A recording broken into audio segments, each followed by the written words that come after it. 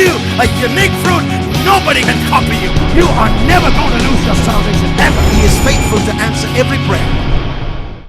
Praise the Lord. வார்த்தைக்குள் கடந்து செல்வோம். லூக்கா 10ஆம் அதிகாரம் 38ஆம் வசனத்திலிருந்து 42ஆம் வசனம் வரைக்கும் வாசிக்க கேட்போம். பின்பு அவர்கள் பிரயாணமாய் போகையில் அவர் ஒரு கிராமத்தில் பிரவேசித்தார். அங்கே மார்த்தாள் என்னும் பெயர் கொண்ட ஒரு ஸ்திரீ அவரை தன் வீட்டிலே ஏற்றுக்கொண்டாள். அவளுக்கு மரியாள் எனப்பட்ட ஒரு சகோதரி இருந்தாள். அவள் இயேசுவின் பாதத்தருகே உட்கார்ந்து அவருடைய வசனத்தை கேட்டுக்கொண்டிருந்தாள்.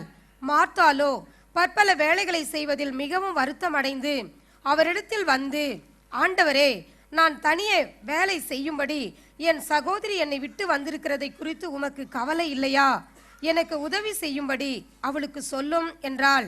இயேசு அவளுக்கு பிரதித்தரமாக, மார்த்தாளே, மார்த்தாளே, நீ அநேக காரியங்களை குறித்து கவலைப்பட்டு கலங்குகிறாய். தேவையானது ஒன்றே. மரியாள் தன்னை விட்டு எடுப்படாத நல்ல பங்கை தெரிந்து கொண்டாள் என்றார். ஒரு சில மாதங்களாக விசுவாசியம் இயற்கைக்கு அப்பாற்பட்டதும் என்கின்ற போதனை நாம் போதித்துக் கொண்டு இருக்கிறோம். அதில் குறிப்பாக அபிஷேகத்தை குறித்து நாம் பேசிக் கொண்டிருக்கிறோம். அபிஷேகத்தை பெறுவது எப்படி, இந்த அபிஷேகம் பெறும்போது என்னெல்லாம் சாதிக்க முடியும், என்னெல்லாம் செய்யக்கூடும், கர்த்தருடைய ராஜ்யத்தை எப்படி பூலோகத்தை ஸ்தாபிக்க முடியும், கர்த்தருடைய ஆட்சியை எப்படி ஒவ்வொரு உள்ளத்திலையும் அதை கட்டவிழுக்க முடியும் என்பதை குறித்து நாம் பேசிக் கொண்டிருக்கிறோம். அதில் அநேக காரியங்களை பார்த்திருக்கிறோம். இப்பொழுது பிரதிஷ்டை பண்ணப்படுதல் என்கின்ற காரியத்தை பேசிக் கொண்டிருக்கிறோம். அபிஷேகம் நான் பெற வேண்டும் என்றால் கர்த்தரோடு நான் நேரத்தை செலவிட வேண்டும். பிரதிஷ்டை பண்ணப்படுதல் என்று சொல்லும்போது உலகத்திலிருந்து பிரிந்து தேவனோடு இசைந்திருப்பது, தேவனை பற்றி கொள்வது. அப்போ நம்முடைய வாழ்க்கையில் தேவனுக்கென்று ஒவ்வொரு நாளும், வாரத்தில் ஒரு நாள் அல்ல, ஒவ்வொரு நாளும் தேவனுக்கு தரமான நேரத்தை, குவாலிட்டி டைம் என்று ஆங்கிலத்தில் சொல்வோம், தரமான நேரத்தை ஒதுக்க வேண்டும். அப்படி செய்யும்பொழுது உலகத்தில் உங்களுடைய வேலை நிமித்தமாக நீங்கள் செய்ய முடியாததை கர்த்தருடைய பலத்தினால் நீங்கள் செய்வீர்கள். அநேக வேலைகள் நாம் செய்கிற தவறு என்ன தெரியுமா? என்னை பார்க்குறவர்கள் சொல்கிறாங்க, பாஸ்டர் நான் அவ்வளோ பிஸியாக இருக்கிறேன், என்னால் முடியல, நேரம் ஒதுக்க முடியல. ஏன்னா வேலையினுடைய நெருக்கம் அவ்வளோவா இருக்குது. லைஃப்ஸ் டிமாண்ட்ஸ், வாழ்க்கையினுடைய டிமாண்டுகள் ரொம்ப அதிகமாக இருக்கிறதுனால, குடும்பத்தினுடைய டிமாண்டுகள், இந்த காரியங்கள் இருக்கிறதுனால என்னால் ஒன்றும் செய்ய முடியல. நான் சொல்கிறேன், ஏதோ அவ்வளோ உங்களை பல் திசையில் உங்களை இழுத்து கொண்டிருக்கிறதோ, பல்வேறுபட்ட காரியங்களை செய்ய வைக்கிறதோ, நீங்கள் கர்த்தருடைய சமூகத்தில் அந்த நேரத்தை செலவு செய்தால் இருக்கிற அந்த கொஞ்ச நேரத்தில் எப்படி அதிகமாய் நீங்கள் செய்து கர்த்தருடைய நாமத்தை மகிமைப்படுத்த முடியும் என்று உங்களுக்கு சொல்லிக்கொள்ள விரும்புகிறேன். Some people say, I have no time. அந்த கொஞ்ச நேரம் ஆண்டர் கொடுங்க, மற்றதை பாருங்க. உலகத்தில் நீங்கள் சம்பாதிக்க முடியாததை கர்த்தருடைய பலத்தை நீங்கள் சம்பாதிப்பீர்கள். அதற்கு நானே உதாரணங்க. ஆரம்ப நாட்களில் நான் வேலை செய்து கொண்டு இருந்த பொழுது பல்வேறுபட்ட இடங்களில் நான் வேலை செய்திருக்கிறேன். ஆனால் அதே சமயத்தில் ஊழியமும் செய்து கொண்டிருந்தேன். நான் ஒரு சேல்ஸ் எக்ஸிக்யூட்டிவாக இருந்ததுனால, அதில் ரொம்ப சக்ஸஸ் பார்த்ததுனால அநேக பொறுப்புகள் கொடுக்கப்பட்டிருந்தது. என்னுடைய பொறுப்புகள் அதிகமானதுனால எனக்கு தேவனுடைய ஸ்பெண்ட் பண்ணக்கூடிய அந்த நேரம், செலவு செய்யக்கூடிய நேரம் சுருங்கிடுச்சு. ஆனால் ஒரு நாள் கர்த்தர் என்னோடு பேசி, நீ என்னோட நேரத்தை, நீ கொடுத்த நேரத்தை நீ மீண்டுமாத்தான் மற்ற நேரம், அந்த குறுகியான நேரத்தை நான் அதிகமாக செய்வேன்னு சொன்னார். நான் அதே செய்தேனுங்க. என்னுடைய சரித்திரத்தில், அதாவது சேல்ஸ் லைஃப்பில் பார்க்காத முன்னேற்றங்கள் கர்த்தர் ஒரே மாதத்தில் கொடுக்க வைத்தாருங்க. The best salesman in one day, in 1 month and in 1 year in India. Lotus கம்பெனிக்கு நான் தேர்ந்தெடுக்கப்பட்டேன். காரணம் என்ன?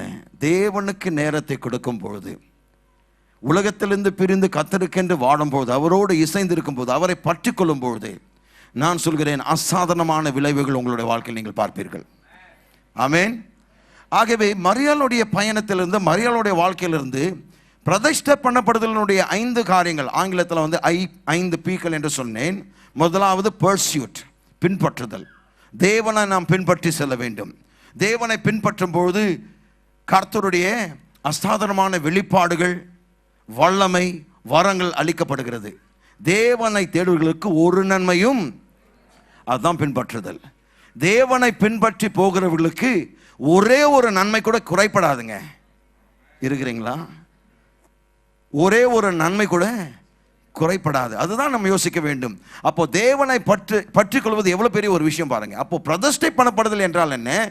உலகத்திலிருந்து நான் பிரிந்து உலகத்தை விட்டு தேவனோடு நான் இசைந்திருக்கிறேன்.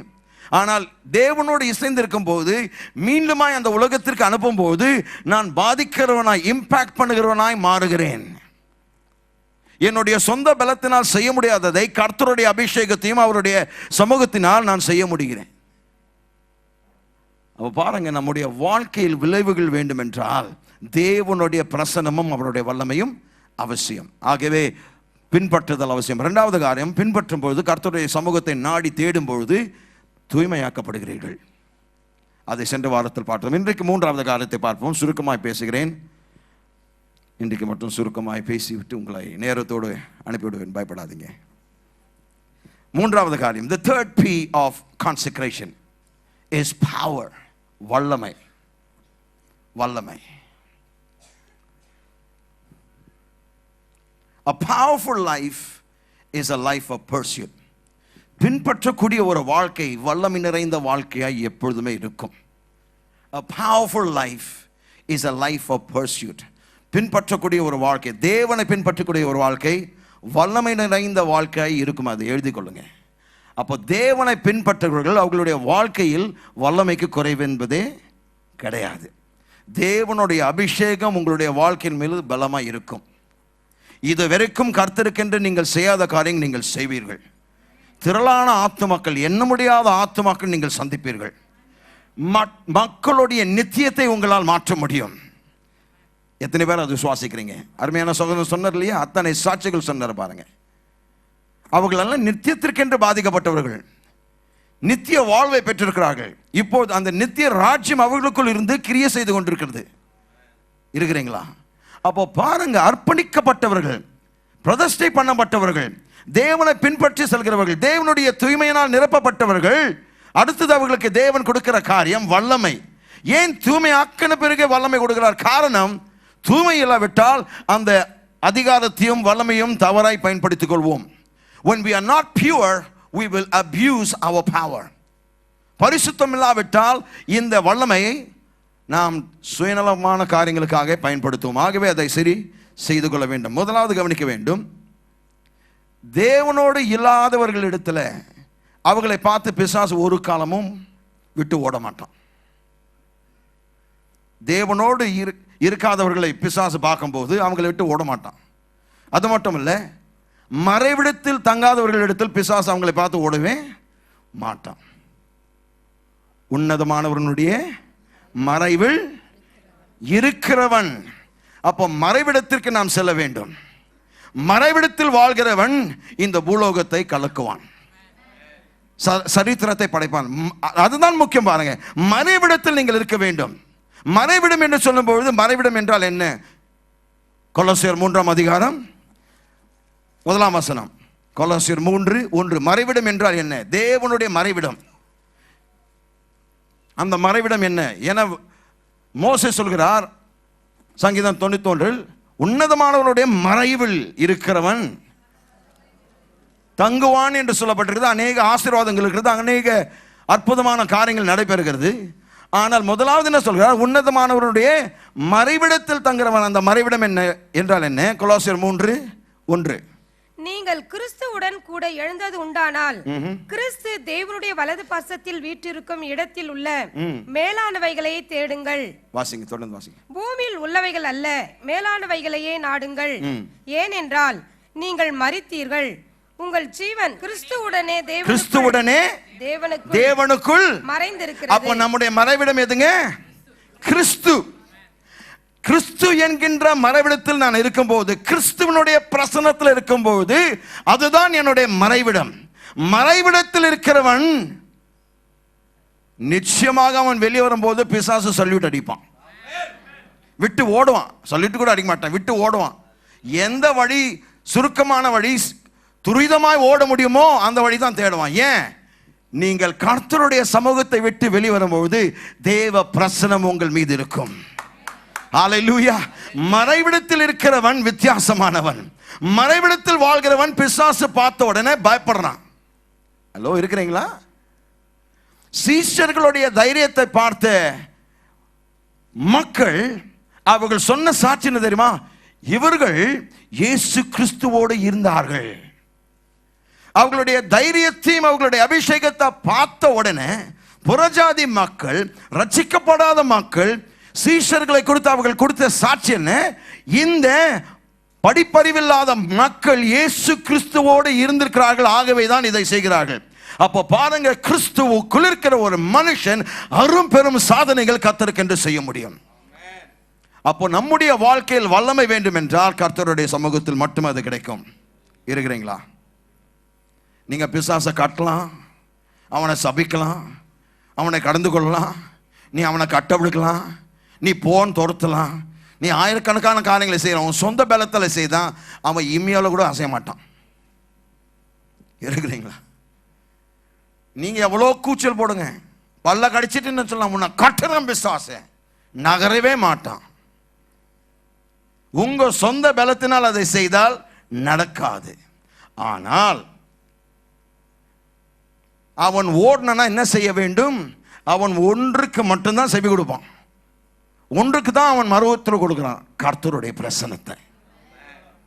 அப்போ நீங்க பிசாசை கட்டும்போது உங்களுடைய வாயால் தான் கட்டுறீங்க, உங்களுடைய வாயால் தான் கட்டவிழ்கிறீங்க, சரிதான். ஆனால் அவன் ஏன் போறான்? உங்களுடைய வாயின் வார்த்தை நிமித்தமாக போகவில்லை, மாறாக அந்த வார்த்தைக்கு பின்பாக இருக்கிற இயேசுவின் வல்லமையினாலே அவன் விட்டு ஓடுகிறான். ஹலோ, இருக்கிறீங்களா? என இந்த 23 ஆண்டு காலமாக நான் கர்த்தருக்கு என்று ஊழியம் செய்திருக்கிறேன். எத்தனையோ பிசாசுகள் ஓடுனதை நான் பார்த்துருக்கிறேன். என்னுடைய ஆரம்ப ஊழியங்க பார்த்தீங்கன்னா, என்னுடைய சபை மக்கள் இருந்தது ஒரு 15 பேர் பார்ப்பீங்க. 15 பேரில் 13 பேர் பிசாசு பிடிச்சவங்க தான். பாட்டு ஆரம்பித்தா போதும், எல்லாம் ஆட ஆரம்பிச்சிடும். அதில் தெளிவாக இருந்த மக்கள் 2 பேர் தான். சகோதரன் ஜெயஸ் அவர்களும் அவங்களுடைய மனைவி மட்டுமே தான். மற்றவர்களெல்லாம் ஆடின்னு இருப்பாங்க. அவங்களும் அது மத்தியில் நின்று பார்த்துன்னு இருப்பாங்க. அவங்களுக்கு தெரியும், கேட்டான்னு சொல்லுவாங்க. இருந்ததே 15 பேர், அதிலே 13 பேர் ஆடின்னு இருப்பாங்க. பாட்டு பாட்டுன்னு அங்கேருந்து கத்தின்னு இருப்பேன். இயேசுவின் அமைதியாரு, உட்காரு, போயிடும். அப்படி ஆரம்பித்த ஊழியம். காரணம் ஏன் அந்த பிசாசுகள் போயிடுச்சு? காலன் டிக்ரஸ் வந்ததுனால இல்லை, தேவ பிரசனம் அங்கே இருந்தது. மறைவிடத்தில் இருக்கிறவன், கர்த்தரை பின்பற்றுகிறவன், தூய்மையாய் பரிசுத்தமாய் வாழ்கிறவன், தேவனுடைய சமூகத்தில் இருக்கிறவன், அவன் வார்த்தையை பேசினால் பிசாசுகள் விட்டு ஓடும். ஆமென். ஆனால் தேவனோடு நேரத்தை நீங்கள் செலவு செய்யாவிட்டால் வல்லமை கிடைக்காது. There is no power to those who will not pursue God. You cannot have power if you don't pursue God. தேவனை பின்பற்றாவிட்டால் உங்களிடத்தில் வல்லமை இருக்காது, ஒரு காலமும் இருக்காது. தயவுசெய்து அந்த வல்லமை இல்லாமல் பிசாசை துரத்த முயற்சிக்காதீங்க. பிரச்சனையில் போய் முடியும். சொல்றேன் பாருங்க. அப்போ பிரதிஷ்டை பண்ணப்படுதல் என்று சொல்லும்போது உலகத்திலிருந்து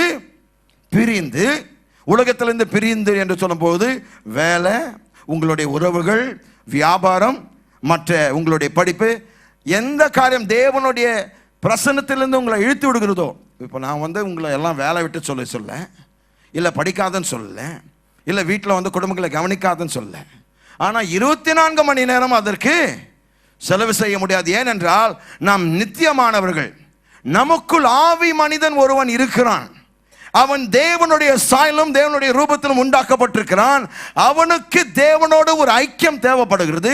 எப்படி ஒரு திருமணத்தில் ஒரு கணவன் மனைவி இசைந்தால்தான், உருமணம் பட்டு அவர்கள் வாழ்ந்தால்தான் அந்த திருமண வாழ்க்கை செழித்தோங்கும். கரெக்டுங்களா?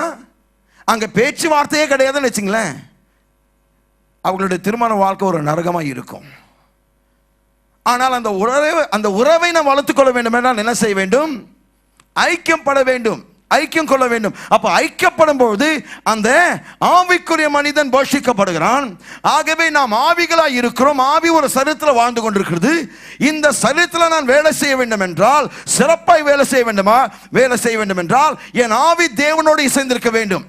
இந்த இசைந்திருக்கும் போது என்னுடைய ஆவியானவன், ஆவி மனிதன் என்னுடைய சிந்தையும் என்னுடைய சரீரமும் ஆட்கொள்கிறதுனால பாவத்தையும் பிசாசினுடைய எல்லா சூழ்ச்சிகளும் மேற்கொள்ள முடிகிறது. வழங்குதுங்க நான் சொல்றது? சில வேளைகள் வேற எதுவும் செய்யாமல் கர்த்தருடைய பிரசனத்தை நாடி செல்லும்போது, அவருடைய நேரத்தை செலவு செய்யும் போது, தேவன் அவருடைய வல்லமை உங்கள் மீது ஊற்றுகிறார். This is not automatic. This comes with a sacrifice. இது தற்செயலாய் நடந்து விடாது. நீங்கள் அர்ப்பணம் செய்ய வேண்டும். கர்த்தருக்கென்ற நேரத்தை நீங்க ஒதுக்க வேண்டும். You have to find a time for God. தேவனுக்கென்ற ஒரு நேரத்தை நீங்கள் கண்டு கொள்ள வேண்டும். அதை நீங்க தான் ஒதுக்க வேண்டும். செய்யும்போது வல்லமையாய் உங்களை கர்த்தர் பயன்படுத்துவார். மீண்டுமா சொல்கிறேன், there is no power without pursuit. பின்பற்றுதல் இல்லாமல் வல்லமை என்பதே கிடையாது. அப்போ வல்லமை இல்லாத நேரத்தில் பிசாசின் மீது அதிகாரம் செலுத்த முடியாது. திருப்ப வேண்டாம். அப்போஸ்தலர் நடபடிகள் 19ஆம் அதிகாரத்தில் வாசிக்கும் போது, ஸ்கேவா என்கின்ற ஒரு ஊழியனுடைய, ஒரு ஆசாரியனுடைய பிள்ளைகள் 7 பேர் இருந்தாங்க. இந்த ஸ்கேவனுடைய குமாரர்கள் என்ன செய்தார்கள்? ஒரு பிசாசு பிடிச்சணும். ஏன்னா பவுல் பிசாசுகளை துரத்துதை பார்த்தவர்கள் என்ன செய்தாங்க? அவங்க ஒரு பிசாசு பிடிச்சவன போயிடுச்சு, பவுல் பிரசங்கிக்கிற இயேசுவின் நாமத்தில் உன்னை போன்றான். அதை கேட்ட பிசாசு தலை நிமித்து சொன்னா, பவுல் எனக்கு தெரியும், இயேசு எனக்கு தெரியும், நீ யாரு இருக்கிறீங்களா? பிசாசை துரத்துது, பவுல் துரத்துதை பார்த்தாங்க, இயேசுவின் நாமத்தில் துரத்துதை அவங்க பார்த்தாங்க. அப்போ அவங்க சொன்னா, ஓ இது ரொம்ப ஈஸி, இயேசு நாமம் சொன்னால் அது ஏதோ ஒரு மாயமான வார்த்தை போல் இருக்கு, மந்திர வார்த்தை போல் இருக்குது, இது சொன்னால் பிசாசு ஓடிடும், அப்போ நமக்கு புகழ் வாங்கிக்கலாம்னு சொல்லி போய் ஓட்ட பார்த்தாங்க. பவுல் பிரசங்கிக்கிற இயேசுவின் நாமத்தில் போன்ட்டாங்க. உடனே பிசாசு சொன்னா, பவுல் எனக்கு தெரியும், இயேசு எனக்கு தெரியும், நீ யார்? நான் சொல்கிறேன், கர்த்தருடைய மறைவிடத்தில் இருக்கிறவன் பிசாசனுடைய புத்தகத்தில் உங்களுடைய பேர் எழுதப்பட்டிருக்கு. உங்க பேர் எழுதப்பட வேண்டும் என்றால் வல்லமை நம்முடைய வாழ்க்கையில் இருக்க வேண்டும். பிசாசானவன் மதிக்கின்ற ஒரே ஒரு காரியம் தேவ வல்லமை. உன்னுடைய பட்டமும் படிப்பும் மதிக்கிறது இல்லை, உன் பணத்தை மதிக்கிறது இல்லை, உன் அழகை மதிக்கிறது இல்லை. எல்லோ இருக்கிறீங்களா? தோற்றத்தை மதிக்கிறது இல்லை. நீ உயர்வா தாழ்வா, நீ எந்த ஜாதியா அந்த ஜாதியா, அதெல்லாம் அவன் பார்க்கறது இல்லை. அவன் மதிக்கிறதெல்லாம் தேவ வல்லமை மட்டுமே. அப்போ தேவ வல்லமை நிறைந்தவர்களாய் விசுவாசிகள் இருக்க வேண்டும். நீங்கள் வெளியே செல்லும் போது தேவ வல்லமை அவ்வளவாய் உங்கள் மீது இருக்கிறதுனால புறஜாதி மக்கள் உங்களை கடந்து போகும்போது அந்த வித்தியாசத்தை அவங்க சொல்லணும். உங்களை கடந்து போயிட்டு 2வது முறை திரும்பி பார்க்கணும். உங்களை இருக்கிறீங்களா? நடந்து போயிருக்கணும், திருப்பி என்ன பார்க்கணும். ஏன் 2வது முறை பார்க்கறாங்க? ஏனென்றால் உங்களுக்குள் ஏதோ ஒன்று இருக்கிறது. சிஎம்சி மருத்துவமனையில் சங்கீதம் 91 15 வாரங்களாக பேசி கொண்டிருந்தேன். ஒரு வாரத்தில் அந்த வியாழக்கிழமை பேசி கொண்டிருக்கிற சமயத்தில் ஒரு தம்பி மட்டும் எட்டி பார்த்துட்டு திருப்பி போறாரு. எட்டி பார்க்குறாரு. நான் நினச்சேன் ஷர்ட்டு கிட்ட கிழிஞ்சிருக்கா, இல்லை பட்டன் ஏதாவது போடலையா. நானும் பிரசங்கம் பண்ணி கொண்டு இருந்தேன். நான் பார்த்துன்னு இருந்தேன். ஏன் இந்த ஒரு மாதிரி பண்ணிட்டு இருந்தாரு. பார்த்துட்டு திரும்பி போயிடுவார். ஒரு 5 நிமிஷம் கழிச்சு திருப்பி வருவார். நானும் பார்த்து ஒரு மணி நேரம் இப்படி பண்ணின்னு இருந்தார். சரி, அதுக்கப்புறம் முடிச்சுட்டு அந்த சகோதரனோட, எனக்கு மொழியாக்கம் பண்ண சகோதரனோட போய் கொண்டு பேசி கொண்டிருக்கிற நேரத்தில் திருப்பி எட்டி பார்த்தேன். நான் சொன்னேன், இவர் யார்? ஒரு அந்த ரூமுக்கு போய் நான் பேச ஆகணும். இது 1 மணி நேரமாக பண்ணினுக்கிறேன். நேரம் அந்த ரூமுக்குள்ளே போனேன். அந்த அந்த அந்த தம்பியை பார்த்தேன். வாப்பா, ஏன் இந்த மாதிரி பார்த்து எனக்கு ஏதாவது குறைய இருக்குதா சொல்லுங்க. இல்லை உங்கள் முகம். நான் சொன்னேன்னா, ஏதாவது நான் தலை வாரலையா, ஏதாவது இருக்கு? முகம் ரொம்ப பிரகாசமாக இருக்கு. என் கண்களுக்கு நான் எடுக்க முடியல. அப்பொழுது புரிந்து கொண்டேன், கர்த்தருடைய சமூகத்தில் இருக்கிறவர்கள் அவ்வளவாய் தேவ வல்லமையினாலும் பிரசன்னத்தினாலும் நிரப்பப்படுகிறதுனால தேவ மகிமை உங்களை அறியாமலே வெளிப்பட ஆரம்பிக்கிறது. இது வேடிக்கையான காரியங்கள் நான் அனுபவித்து சொல்கிற காரியம். உங்களுடைய வாழ்க்கையில் மற்ற மக்கள் உங்களை கடந்து போகும்போது மீண்டும் நின்று உங்களை பார்த்துட்டு செல்ல வேண்டும். உணர்ந்தீங்களா? அவரை கடந்து போகும்போது எப்படிப்பட்ட வல்லமை புறப்பட்டதுன்னு. கிறிஸ்துவுக்குள் பிரியமானவர்களே, 1977ஆம் ஆண்டில் நான் அப்போ ஒரு ஸ்டூடெண்டாக இருந்தேன். ஆனால் நான் ரட்சிக்கப்பட்ட 1 ஆண்டு ஆயிடுச்சுங்க. அப்போ டாக்டர் மாரஸ் சர்லோ மிகப்பெரிய தேவ ஊழியர், சென்னைக்கு வந்திருந்தார். எங்கள் பாஸ்டர் தான் அந்த கான்ஃபரன்ஸ் நடத்தினார். 5000 ஊழியக்காரர்களுக்கு போதித்து கொண்டிருந்தார். நாங்கள் செய்ய வேண்டியது, அவருக்கு வந்து 7:55 வந்து அந்த ரூமுக்குள்ளே போயிடுவார். 8 மணிக்கு அவருக்கு வந்து மேடை கொடுத்துடணும், மைக்கை கொடுத்துடணும். 7:55 வந்து உள்ள ரூமில் பூந்துட்டு கரெக்டாக வந்து 2 நிமிஷம் இருக்கும் போது மேலே ஏறிடுவார். அது வரைக்கும் நாங்கள் லைனில் இருந்து வேறு யாரும் அவரை தொடாதபடிக்கு, அவர்கிட்ட அவர் நெருங்காதபடிக்கு நாங்கள் ஸ்டூடெண்ட்ஸ் எல்லாம் வந்து பிளாக் பண்ணுவோம், ஆட்களை தடை செய்வோம். ஃபஸ்ட்டு நாளில் நின்ற ஒரு பைபிள் காலேஜ் ஸ்டூடெண்ட் வந்து சொன்னார், காலன், அங்கே போய் நான் நின்ன உடனே அக்னி ஜுவாலையில் இருக்கிறது போல உணர்ந்தேன். நான் சொன்னேன், உனக்கு நான் பச்சு, ஏன்னா அவர் நல்லா உணர்ச்சி வசப்படக்கூடிய ஒரு வாலிபன். அப்புறம் சொன்னேன், நீ சும்மா உணர்ச்சி வசப்பட எல்லாத்தையும் இது தான் சொல்லி நிற்பேன், நான் அதெல்லாம் நம்ப மாட்டேன். சரி, நீ நாளைக்கு வந்து என்னோட நில்லுன்னார். நானும் போயிடுச்சு, இதுதான் போய் இவருக்கு சும்மா கதை கட்டுறாரு. போயிட்டு நானும் நின்னேன். கரெக்டாக அவர் கார் விட்டு இறங்கி அப்படியே தாண்டினாருங்க. டிப்பிக்கலாக ஒரு அக்னி சூழல் இருந்த அந்த வெப்பம் எப்படி இருக்குதோ அப்படி என்னுடைய உடம்பு தாங்க முடியல, அப்படியே கொஞ்சம் தள்ளிடுச்சு, வல்லமை தள்ளிடுச்சு. இப்போ தெரிஞ்சிச்சேன்னா, எனக்கு தெரியலப்பா, இது வரைக்கும் தான் நான் கண்டுடுதில்லை. ஆனால் அந்த மனுஷன் அந்த ஸ்டேஜ் ஏறி பிரசங்கம் பண்ணும் போது தேவ வல்லமை அங்கே அசைவாடுது பாருங்க. ஆயிரக்கணக்கானோர் அன்றைக்கு தொடப்பட்டாங்க. அன்றைக்கு தான் நான் தீர்மானம் எடுத்தேன், ஆண்டவரே இப்படிப்பட்ட வல்லமை என்னுடைய வாழ்க்கையில் வேண்டும், அதற்காக நான் அர்ப்பணம் செய்ய தயாராக இருக்கிறேன் என்று சொன்னேன். ஆனால் இன்றைக்கு கர்த்தர் அதே வண்ணமாய் செய்து கொண்டிருக்கிறார். இது ஒரு மனுஷனுடைய அர்ப்பணிப்பு அல்லங்க, தேவ தயவு. ஆமென். ஆனால் நான் செய்ய வேண்டிய பொறுப்பு என்ன? தேவனோடு நான் நேரத்தை செலவு செய்ய வேண்டும். செய்யும்போது அற்புதமான காரியங்கள் நடக்கும்.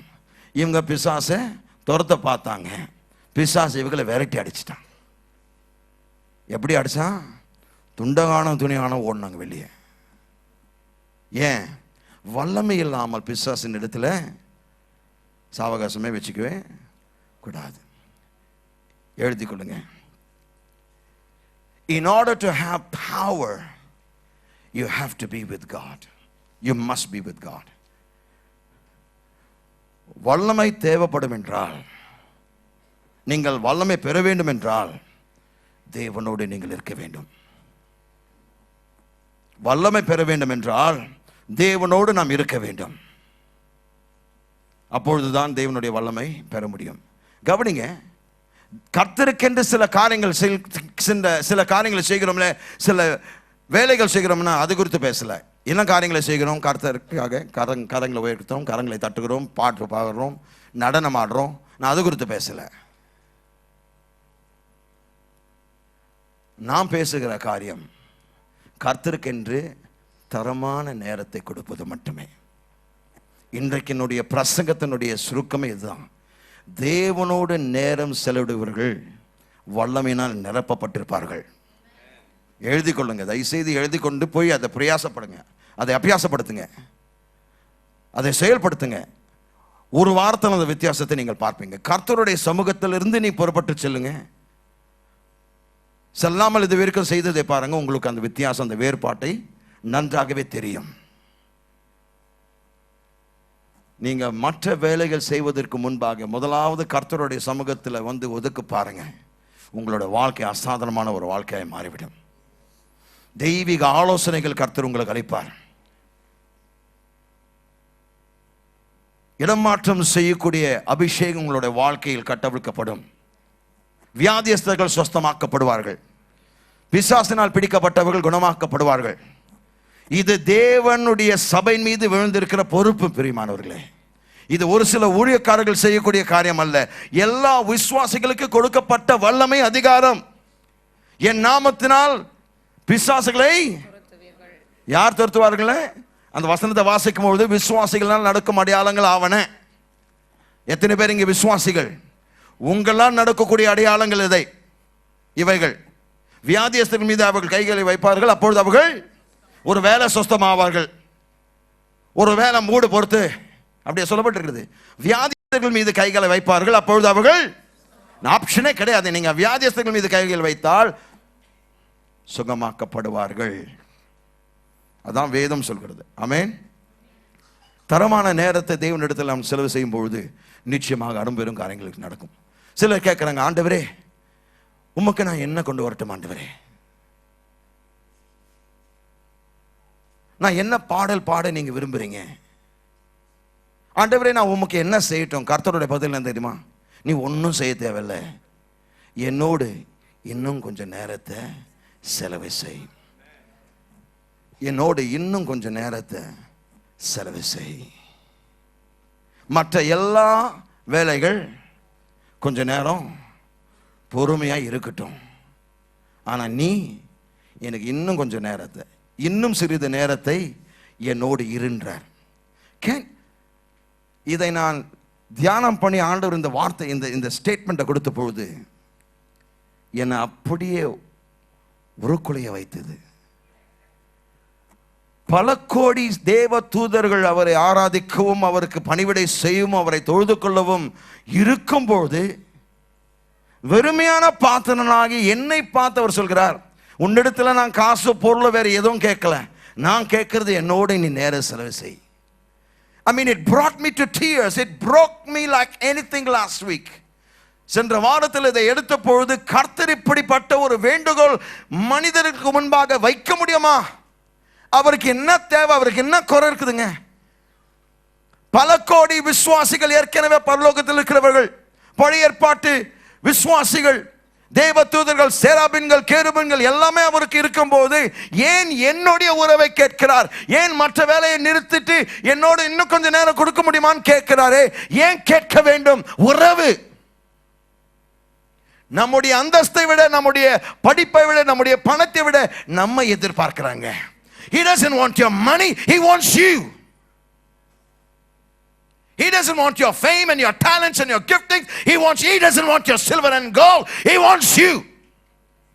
உங்களுடைய பணமோ பொருளோ, உங்களுடைய பட்டமோ, உங்களுடைய நகையோ, உங்களுடைய செல்வமோ அதெல்லாம் எதிர்பார்க்கலைங்க, உங்களை எதிர்பார்க்கிறார். அவர் கேட்கிறார், இன்னும் கொஞ்சம் நேரத்தை என்னோடு இருக்க முடியுமா? நான் சொல்கிறேன், இதுதான் அங்க காதலுடைய உச்சகட்டம். When you want to be with the person you love, that's love. That's the summit of love. அதுதான் காதலினுடைய உச்சகட்டம், அன்பினுடைய உச்சகட்டம். காதல் என்ற வழி எடுத்துடலாம். அன்பினுடைய உச்சகட்டம் எது தெரியுங்களா? யாரை விரும்புகிறோமோ அவர்களிடத்துல அதிகமாக இருக்க ஆசைப்படுவோம். சின்னஞ்சிறுசுகளை பார்ப்பேன், ஜோடியா சேர்ந்துட்டு உட்காந்துட்டு பேசிட்டு இருப்பாங்க ரெஸ்டாரண்ட்ல, 4 மணி நேரம் உட்காந்துட்டு இருப்பாங்க.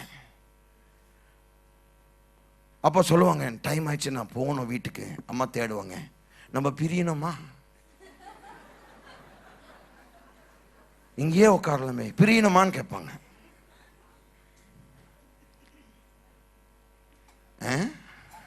பிரியணுமா? இது என்ன சோதனை? ஓ, இப்படிப்பட்ட ஒரு மனுஷன் ஒத்த காலிலேருந்து இந்த அம்மா கல்யாணம் பண்ணிக்கிறது. இப்போ பிரியணுமான்னு கேட்டவன் இப்போ வந்து நான் சேரணுமான்னு கேட்கறான்.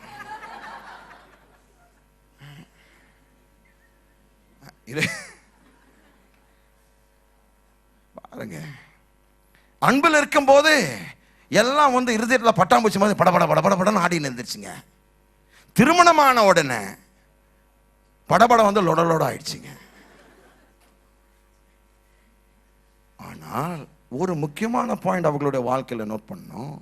உண்மையாய் அந்த அன்பு இருந்த வரைக்கும் ஒருத்தரை விட்டு பிரிய விரும்பல. இன்னும் கொஞ்சம் நேரம் உட்காரலாமே, இன்னும் கொஞ்சம் நேரம், நீ ஏதாவது வீட்டில் போய் சாக்க போக சொல்லு, இன்னும் கொஞ்சம் நேரம் உட்காரலாமே. 4 மணி நேரம் உட்காந்தாச்சுங்க, இன்னும் ஒரு 1 ஹவருங்க. நான் சொல்கிறேன், கர்த்தர் அப்படிதான் நம்முடைய அன்பை எதிர்பார்க்கிறார்.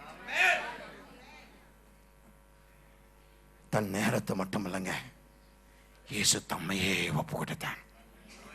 தன் மனைவியாக சபைக்கு தன்னையே ஈன்று கொடுத்தார். அவர் அன்பு வார்த்தையினால் வரலங்க, அவர் கவிதையாய் அன்பு எழுதல, ரத்தத்தை சிந்தி அந்த அன்பை வெளிப்படுத்தினார். அவருடைய காதல் கடிதம் ரத்தத்தினால் எழுதப்பட்டதுங்க, மையினால் எழுதப்படல. இதுதான் அவருடைய அன்பின் கடிதம். This is his love letter to all of us. இந்த எழுத்துக்கள் ரத்தத்தினால் எழுதப்பட்டதுங்க. அவர் சொல்றாரு, நீ எனக்கு எதுவும் கொடுக்க வேணாம், நீ கையை உயர்த்த வேணாம், கையை தட்ட வேணாம், அதெல்லாம் எனக்கு நீ வேணும். இருக்கிறீங்களா?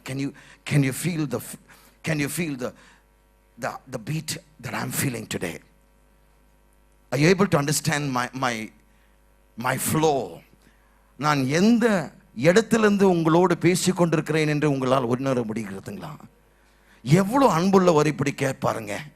எனக்கு வேற எதுவும் வேணாம், நீ என்னோட இன்னும் கொஞ்சம் நேரம் இருப்பியா, இன்னும் ஒரு 10 நிமிடங்கள் என்னோடு செலவு செய்வோயா? This is the love of God. இந்த தேவனை தான் நான் பின்பற்றுகிறேன். இந்த தேவனை தான் அதிகமாய் பரவசத்தோடு நான் பிரசங்கம் பண்ணுகிறேன். சில பேர் கேட்குறாங்க, நீங்கள் சாதாரணமாக பேச முடியாதா? இப்படி கத்தி தான் பேசணுமா? எதுக்கு கத்தி பேசுறீங்க? சாதாரணமாக பேசுங்களே, உணர்ச்சி வசப்படாமல் பேசுங்க. எத்தனையோ பேசுகிறாங்க. நான் சொன்னேன், என்னை போல் இருந்தவர்கள் நான் இருந்த சாக்கடையில் அவர்கள் இருப்பார்களானால், அந்த சாக்கடைக்குள் இயேசு இறங்கி என்னை தூக்கி எடுத்தாரே, அந்த சாக்கடைக்குள் அவர் மூழ்கி போய் என்னை காப்பாற்றினாரே.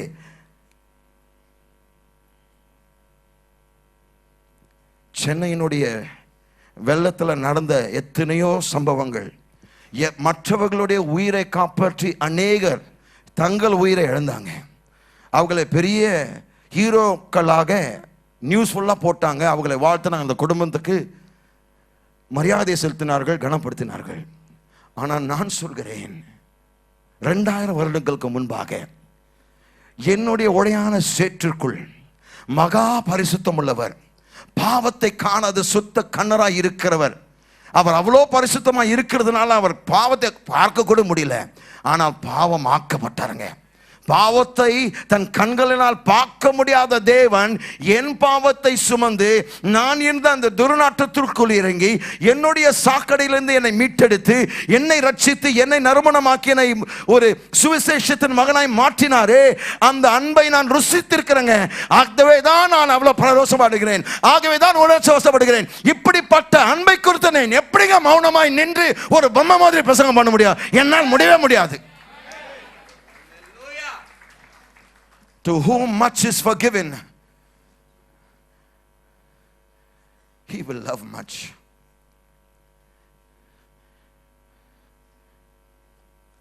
அதிகமாய் மன்னிக்கப்படுகிறவர்கள் அதிகமாய் நேசிப்பார்கள். அதிகமாய் மன்னிக்கப்பட்டவர்கள். மால்கம் மக்லசிங் என்ற ஒரு மிகப்பெரிய தேவ மனிதன் சொல்கிறார், 1 கோடி உலகங்களை கொடுத்தாலும் என் இயேசு விட்டு நான் வரமாட்டேன். அவன் எப்படிப்பட்டவர் தெரியுங்களா? ஒரு படிப்பின் மாமேதை அவருங்க. ஆனால் நாத்திகனாய் இருந்தவர் இந்தியா தேசத்தில் ரட்சிக்கப்பட்டவர். ஹலோ, இருக்கிறீங்களா? இந்தியா தேசத்துக்கு ரட்சிக்கப்பட்டவர் சொல்கிறாரு, கோடி உலகங்களை கொடுத்தாலும் இயேசுவை நான் விட்டு வரமாட்டேன். நான் அந்த அளவுக்கு தான் ருசி பார்த்துருக்கிறேன். நான் என்னுடைய அறிவுத்திறனது பேசலைங்க, அனுபவித்துட்டு பேசியிருக்கிறேன். நீங்கள் கர்த்தர் சொல்கிறார் இல்லையா, ருசித்து பாருங்கள் கர்த்தர் நல்லவர் என்று நான் ருசித்திருக்கிறேங்க. நான் ருசித்திருக்கிறேன். ஏன் எத்தனையோ நாசமோசங்கள் என்னுடைய வாழ்க்கையில் நடந்திருக்கிறது, இன்னும் ஏன் இதை பேசிக் கொண்டிருக்கிறேன்? காரணம், தேவன் என்னுடைய வாழ்க்கை மாற்றினார். அந்த பிரச்சனத்தில் நீங்கள் இருக்கும்போது, அந்த பிரச்சனத்தில் நீங்க வாழும் போது அவர் கேட்கிறார், இன்னும் கொஞ்சம் நேரம் இருன்றார். எத்தனையோ பேர் இருக்கிறாங்க, ஆனா உங்களை விரும்புறாரு. உங்களை பார்த்து, உங்களை தனியா பார்த்து சொல்றாரு, இன்னும் கொஞ்சம் நேரம் கொடுப்பியான்னு கேட்கிறாரு. இன்னும் கொஞ்சம் நேரம் கொடுப்பியா? வேற எதுவும் வேணாம், உன்னை மட்டும் எனக்கு வேணும். ஆனா நாம என்ன செய்யறோம்? அளவலாய் இருக்கிறோம். மிச்சம் மீதி இருக்கிறத நேரத்தை சீக்கிரமா, ஏன்னா அவ்வளோ டயர்ட் ஆயிட்டோம், துரிதமாய் பைபிளை வாசித்து துரிதமாய் ஜெபம் பண்ணிட்டு தூங்க போயிடுறோம். ஆனால் எவ்வளோ வேதனைப்படுகிறார் தெரியுமா? எல்லாத்துக்கும் நேரம் இருக்கு, ஆனால் எனக்கு மட்டும் நேரம் இல்லையே என்று பிதாவானவருடைய உள்ளம் கலங்குகிறது. இந்த நாள் முதற்கொண்டு மற்ற எல்லா வேலையும் போகட்டும். Let everything else wait. I love my Father. மற்ற எல்லா வேலைகள் காத்திருக்கட்டும். எங்க அப்பாவை நான் என்னால் காத்திருக்க வைக்க முடியாது. My God.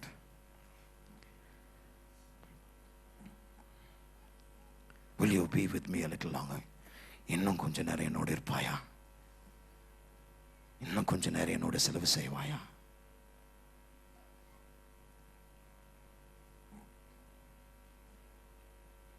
நாமோ மதவாதிகளாக இருக்கிறோம், பாவ உணர்வுகளாக இருக்கிறோம். தவறின் உணர்வு தலைவிரித்து ஆடிக்கொண்டிருக்கிறது. We are sin conscious, mistake conscious and time conscious. பாவ உணர்வு, தவறின் உணர்வு, நேரத்தை குறித்த உணர்வு அதிகமாக இருக்கிறதுனால தேவன் நமக்குள் களி கூறுகிறார் என்கின்ற சத்தியத்தை அடையாமல் வாழ்ந்து கொண்டிருக்கிறோம். இன்றைக்கு உங்களை பார்த்து சொல்கிறேன், தேவன் உங்களுக்குள் களி கூறுகிறார். Are you hearing me, church? God delights in you. God delights in you. தேவன் நமக்குள் நம்மை குறித்து களி கூறுகிறாருங்க. ஏற்கனவே இந்த சாட்சி சொல்லியிருக்கிறேன், மீண்டுமாய் சொல்கிறேன். என்னுடைய இரண்டாவது அண்ணன் மரித்த பொழுது, அவர் மரித்த போது ரோட்டில் கீழே விழுந்து வாயிலிருந்து ரத்தம் வந்து கொண்டிருந்தது. மரிப்பதற்கு முன்பாக எங்கள் அக்கம் பக்கத்தில் இருங்களை பார்த்து தண்ணி கேட்டான். அவங்க என்ன நினச்சிட்டாங்க, குடிகாரன் நினச்சிட்டு தண்ணி கொடுக்காமல் கடந்து போயிட்டாங்க. அந்த வேதனையிலே தண்ணி கிடைக்காமலே மரித்து போனார். ரோட்டில் 7 மணி நேரம் அந்த சடலம் இருந்தது. 7 மணி நேரம் கழித்து ஒரு ரிக்ஷா ஓட்டுறவர் இவரை பார்த்துட்டு ரிக்ஷாவில் போட்டு வீட்டில் வந்து கொடுத்தார். நான் இங்கே ஊழியம் செய்து கொண்டிருந்தேன். அப்போது நான் தீர்மானம் பண்ணாத, நைட்டு நான் வந்து ஒரு கிராமத்துலேருந்து 11 மணிக்கு வரும்போது அப்போதெல்லாம் டெலிகிராம் தான் கிடைக்கும். அந்த டெலிகிராம் வந்து கதவில் பார்த்தேன், என்னுடைய டோரில் சொல்லிட்டு இருந்தது, Royston D'Cruz is dead. அதிர்ச்சியான, ஏன்னா அது வரைக்கும் எந்த விதமான வியாதி இல்லையே. அப்போ அங்கே போகும்போது ஃபோன் அடித்து கேட்கும்போது அவங்க அவர் மரித்த விதம் சொல்லும்போது அப்போ நான் தீர்மானம் பண்ணேன், நான் ஆண்டவருக்காக ஒரு விசுவாசியாக இருந்துக்கிறேன், ஆனால் ஒரு ஊழியக்காரனாக இருக்க முடியாது. ஏனென்றால் அந்த ஊரை விட்டு, சென்னை விட்டு நான் இங்கே வந்து ஊழியம் செய்து என்னுடைய அண்ணனை காப்பாற்ற முடியவில்லையே, நான் ஊழியக்காரனாக இருப்பதற்கு லாய்க்கில்லாதவன், நான் ஒரு விசுவாசியை கடைசி மூச்சு வரைக்கும் நான் இருக்கிறேன் ஆண்டவர்னு சொல்லிட்டு தீர்மானம் பண்ணிவிட்டு கல்லறை அந்த அடக்க ஆராதனைக்கு நான் சென்னைக்கு சென்ற பொழுது அந்த நாள் ஃபுல்லாக பேர் என்னுடைய தாய் மற்ற உறவினர்களோடு இருந்து என்னுடைய அண்ணி பிள்ளைகளோடு இருந்து அவங்களை ஆறுதல் படுத்தி கொண்டிருந்தேன். ஆனால் 3 மணிக்கு எங்கள் அண்ணனை எடுக்க போகிறாங்க. அதுக்கு முன்பாக அந்த தெருவிலேருந்து நான் கடந்து உள்ளே போக போகிறேன், எல்லா ஏற்பாடுகள் கடைசி ஏற்பாடுகள் செய்வதற்கு. தாண்டி அந்த தெருனுடைய நடுவுக்கு நான் வந்த பொழுது உடைந்த குரல், கூர்ந்து கவனிங்க, உடைந்த குரல். You know when you're crying, when you're cracked, அந்த பேச முடியாமல் திணறுவோமே, in that choked tone, கர்த்தர் சொன்ன காரியம், மகனே என்னை விட்டு போறியா, என் ஊழியத்தை விட போறியா. உடைந்த குரல்ல சர்வ வல்லமை உள்ளவர், சொல்ல வேண்டிய அவசியம் இல்லை. காரணம், நான் இல்லாவிட்டால் 10,000 கோடி மக்களை பயன்படுத்தி என்னை விட சன்மார்க்கம் உள்ளவர்கள், என்னை விட சிறப்புள்ளவர்களை பயன்படுத்தியிருக்கலாம்.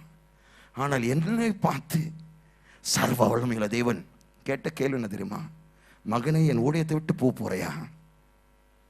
நின்று மனம் கசந்து அழுதேன். பாஸ்டர் என்னை பார்த்துட்டு நான் உணர்ச்சி வசப்படுறேன்னு நினச்சிட்டு ஓடி வந்துட்டு என்னை பிடிச்சிட்டு, நீ வந்து உன் குடும்பத்துக்கு ஆறுதல் சொல்லணும், நீ பாஸ்டர் இருக்கிற, நீ இப்படி உடைந்து போகலாமா. நான் சொன்னேன், இதுக்காக நான் உடையல பாஸ்டர். அப்போ நான் உண்மை சொன்னேன். அவரே அதிர்ச்சி போனான். ஏன்? நான் சொன்னேன், நான் என்ன செய்யுவேன், ஊழியத்தை செய்து இவரை பறி கொடுத்துருக்கிறேன், இது நீ பண்ணலப்பா, இது உன்னுடைய செயல் இல்லை. தயவுசெய்து அந்த எண்ணத்தை, நான் சொன்னேன், என் ஜென்மத்தில் அந்த வார்த்தை நான் திருப்பியும் கொண்டு வர மாட்டேன் பாஸ்டர். ஆனால் அன்றைக்கு அந்த நடு ரோட்டில் நின்று ஆண்டவர்கிட்ட ஒரு பொருத்தனை பண்ணேன், இனி என் வாழ்க்கையில் என்ன எழுந்தாலும் ஊழியத்தை விட்டு நான் போக மாட்டேன் ஆண்டவரே, என்ன நடந்தாலும் சரி. அதற்கு பின்பு எத்தனையோ என்னுடைய குடும்பத்தின் அங்கத்தினர்கள் நான் எழுந்திருக்கிறேன். ஆனால் இன்றைக்கும் ஏன் இந்த தீவிரத்தோடு பேசி கொண்டிருக்கிறேன், ஏன் இந்த வைராக்கியத்தோடு பேசி கொண்டிருக்கிறேன்? அவர் என்னோடு உறவு கொண்டிருக்கிறாருங்க. என்னை விட்டு அவர் பிரிந்து போக விருப்பம் இல்லை. என்னை விட்டு போக போறையா உடைந்த குரல் செய்ய வேண்டிய அவசியம் இல்லைங்க. It is still in my mind like it happen just a while ago. ஏதோ சில நிமிடங்களுக்கு முன்பாக நடந்தது போல அதனுடைய தொனி இன்னும் என் காதலை எதிரொலித்து கொண்டிருக்குதுங்க. It's not a joke. You see, I don't stand here because I want to stand here. I know what I've been through. My God loves me too much. நான் சொல்கிறேன் கவனிங்க, இப்படிப்பட்ட ஒரு தேவன் இருக்கும்போது அவரை குறித்து எப்படிங்க நான் விட்டுட்டு போக முடியும்?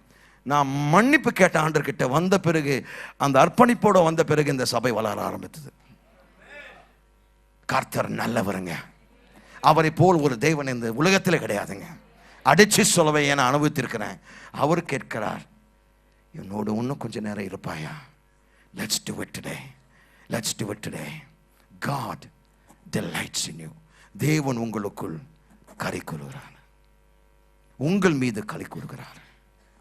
ஆமென். உங்களை விட்டு அவர் பிரிந்திருக்க மனம் இல்லைங்க. உங்களை விட்டு பிரிந்திருக்கிறது அவருக்கு மனமே இல்லை. உன்னிடத்தில் அவர் எதிர்பார்க்கிறதெல்லாம் உங்களுடைய நேரம்.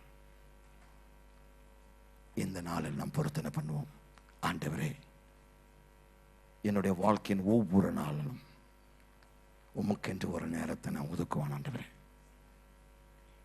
அந்த அர்ப்பணிப்பு செய்வீர்கள். அன்னைக்கு அந்த அர்ப்பணிப்பு செய்வோமா?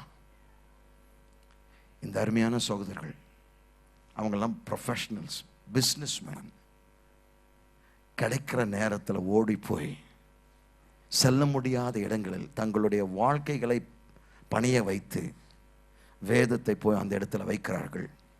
கல்லூரிகளுக்கு சென்று ஒவ்வொருத்தராய் பார்த்து கொடுக்கிறார்கள். மருத்துவமனைகளுக்கு சென்று ஒவ்வொருத்தராய் பார்த்து கொடுக்கிறார்கள். கிடைக்கிற நேரத்தில் குடும்பத்தோடு செலவு செய்யாமல் அந்த சனி ஞாயிறு எங்கேயாவது போய் ஊழியம் செய்து கொண்டு எவ்வளோ அர்ப்பணிப்போடு செய்கிறார்கள். இவர்களை பார்த்து நாம் ஊழியம் செய்ய முடியலை விட்டாலும் அவரோடு இருக்கலாமே, அவரோடு நெருங்கி இருக்கலாமே. Can we develop an intimate relationship with our God? தேவனோடு ஒரு நெருக்கமான உறவை ஏற்படுத்துவோமா?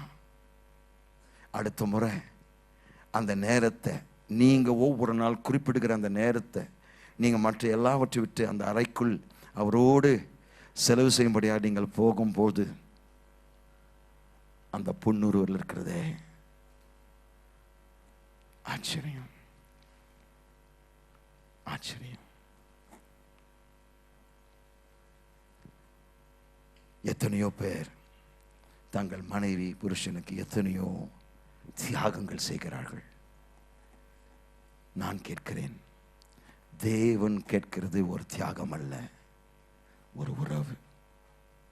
அந்த உறவு நீங்கள் கொல்லும்போது வல்லமை கட்டவிழ்க்கப்படுகிறது. அந்த உறவில் வல்லமை பிறக்கிறது, அந்த அபிஷேகம் பெறுகிறது, அந்த வல்லமை கட்டவிழ்க்கப்படுகிறது, உலகத்தை தொடுகிறது, வியாதியஸ்தர்களை சுஸ்தமாக்குகிறது. தேவ வல்லமை. அந்த வல்லமை இல்லாததனால் எத்தனையோ பேர் மாண்டு போகிறார்கள். அந்த வல்லமை இல்லாதபடியினால் சபையானது அதிகமான ஒரு தாக்கத்தை, ஒரு பாதிப்பை ஏற்படுத்த முடியவில்லை. காரணம், நம்முடைய ஆராதனை, நம்முடைய எல்லா செயல்பாடுகள் இந்த 4 அறைக்குள் மட்டுமே இருக்கிறது. ஆனால் இந்த நாளில், இந்த சபையில் நீங்கள் அதை மாற்றப் போகிறீர்கள். எங்களுடைய உறவு வெறும் அந்த 4 சோற்றுக்குள் இல்லை பாஸ்டர். இனிமேல் எங்களுடைய உறவு உலகத்தை தொடக்கூடிய ஒரு உறவாய் மாற்றப்பட போகிறது. ஏனென்றால் நான் என்னுடைய நேரத்தை கர்த்தருக்கென்று ஒதுக்கப் போகிறேன். கர்த்தர் மற்ற காரியங்களை செய்வார். ஆமென். Power is available to you this morning. இந்த காலை ஆராதனையில் வல்லமை உங்களுக்கென்று ஆயத்தமாய் இருக்கிறதுங்க. தேவனுடைய வல்லமை கிடைக்கக்கூடியதாக இருக்கிறது. It's available. It's available. The question is, do you want it? தேவனுடைய வல்லமை கிடைக்கக்கூடியதாக இருக்கிறது. கேள்வி, உங்களுக்கு அது வேண்டுமா? தேவ வல்லமை உங்களுக்கு வேண்டுமா? உங்கள் குடும்பத்திற்கு வேண்டுமா? உங்களுடைய வியாபாரத்திற்கு தேவ வல்லமை வேண்டுமா? வல்லமையோடு வியாபாரத்தை செய்து பாருங்க, கோட்டீஸ்வரர்களாய் மாறுவீர்கள். வல்லமையோடு உங்களுடைய ஊழியத்தை, உங்களுடைய பணிகளை செய்யுங்க, பதவி உயர்வை பெறுவீர்கள். வல்லமையோடு உங்களுடைய குடும்ப ஊழியங்களை செய்துங்க. உங்கள் குடும்பம் ரட்சிக்கப்படும். Are you hearing me, church? God's love is drawing you today. கர்த்தருடைய அன்பு உங்களை பார்த்து கேள்வி கேட்கிறது. இன்னும் கொஞ்ச நேரத்தை என்னோடு இருக்கிறாயா? அந்த நேரத்தை நீ எழுந்து போகும்போது ஒரு ஏக்கத்தோடு உங்களை பார்க்கிறார். நீ போறையா? உன்னுடைய வேலைக்கு அவர் தெரியும். அவர் எல்லாவற்றையும் நன்றாய் அறிந்தவர். ஆனால் நீ எழுந்து போகும் பொழுது அவருடைய கண்களை தயவுசெய்து பாருங்க. தயவுசெய்து பாருங்க. There's something about those eyes that made a leper come boldly. அதை வரைக்கும் சமுதாயத்தில் வராத ஒரு மனுஷன், ஒரு குஷ்டரோகி, அந்த கண்களுக்குள் பார்த்த அந்த மனதுருக்கத்தை அது நிமித்தமாய் தைரியமாய் அவருக்கு முன்பாக வந்து முழங்கால் படிட்டு, ஆண்டவரே உமக்கு சுத்தமானால் என்னை சுத்தமாக்க உம்மால் முடியுமப்பா. மனுஷர்களுடைய மத்தியில் நான் வரக்கூடாது. வரும்போது நான் அசுத்தமானவன் என்று கதறிதான் நான் வர வேண்டும். ஆனால் உம்முடைய சமூகத்தில் நான் அப்படி வர வேண்டிய அவசியம் இல்லை. உங்களுடைய கண்களில் அன்பு பார்க்கிறேன். அந்த அன்புக்கு இன்னைக்கு இன்று கொடுப்பாயா? விபச்சாரத்தில் சிக்கின அந்த ஸ்திரீ எல்லாரும் விட்டு போன பொழுது இயேசு தன் தலையை நிமிர்ந்து அவளை பார்த்து, உன்னை குற்றம் சாட்டினவர்கள் எங்கே? ஒருத்தரும் உன்னை குற்றம் சாட்டவில்லையா? ஒருத்தரும் உங்களை ஆக்கணைக்குள் தீர்க்கவில்லையா? இல்லை ஆண்டவரே என்று சொன்னால், ஒரே ஒரு செகண்டுங்க, பாவியா இருந்த விபச்சாரியா இருந்தவள் ரட்சிக்கப்பட்டு ஆண்டவரை பார்த்து, நீர் ஒரு மனிதன் அல்ல, நீ ஒரு போதகர் அல்ல, நீர் தீர்க்கதரிசி அல்ல, நீர் ஆண்டவர், நீர் ஆண்டவர். குரியோஸ் என்று சொல்லும்போது கர்த்தர். ஒரு செகண்ட்ல என் வாழ்க்கையின் ஆண்டவர் நீ என்று அந்த கண்களில் பார்த்த அன்பு தன்னை தொட்டுட்டு இன்றைக்கு அந்த கண்கள் உங்களை பார்த்து கொண்டிருக்கிறதுங்க. That love is looking at you. Will you respond to his love? Let's all rise to our feet. அன்பின் பரலோக பிதாவே, இந்த அற்புதமான காலை ஆராதனைக்காக உமக்கு நன்றி. ஆண்டவரே, உம்முடைய அசைவாடுதல், உம்முடைய ஆண்டவரே அன்பின் நதியில் எங்களை மூழ்க வைத்தீரே. ஓ நன்றி அப்பா. ராஜா, எங்களோடு நீர் பேசினீரப்பா. எங்களை எவ்வளவாய் நேசிக்கிறீர் என்று இன்றைக்கு நீங்கள் ஆண்டவரே எங்களுக்கு வெளிப்படுத்தினீங்க. அர்ப்பணிக்கிறோம் அப்பா. இனி நாங்கள் அல்ல, கிறிஸ்துவே எங்களுக்குள் வாழ்கிறார். இனி எங்களுக்காக நாங்கள் வாழாமல் எங்கள் கர்த்தருக்கென்று எங்களுக்காய் இரத்த வெள்ளத்தில் கிடந்த என் மகா பெரிய தேவனுக்கு அர்ப்பணம் செய்கிறேன் அப்பா. வந்த ஒவ்வொரு பிள்ளைகளுக்காய் ஜெபிக்கிறேன். உம்மோடு ஆண்டவரே அவர்களுடைய உறவு நெருங்கியதாய் மாறட்டும் அப்பா. Let it become an intimate relationship today. ஆண்டவரே, சாதாரணமான உறவு அல்ல, தூரத்து உறவு அல்ல, தூரத்து சொந்தம் அல்ல, நெருங்கின ஒரு உறவையா. நீரும் நானும் தூரத்து சொந்தம் அல்லப்பா, நெருங்கின உறவையா. தூரத்து சொந்தம் இல்ல, அவர் எனக்கு தூரத்து சொந்தமானவர் அல்ல. என் உயிர் அவர், அவரே என் ஆருயிர், என் எஜமான், என் மணவாளன், என் ஆத்ம நேசர். அவருடைய அன்புக்கு நான் அடிமை அப்பா. இந்த பிள்ளைகளை நீர் வாழ்த்துமையா.